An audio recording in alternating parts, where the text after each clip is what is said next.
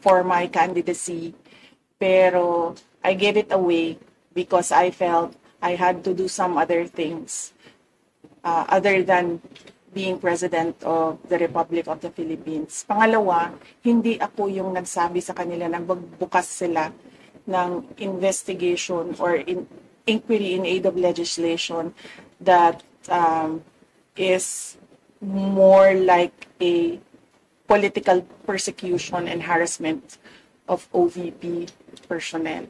So, wag nila akong i-gaslight into saying na ako ang dahilan ng kaguluhan na ito.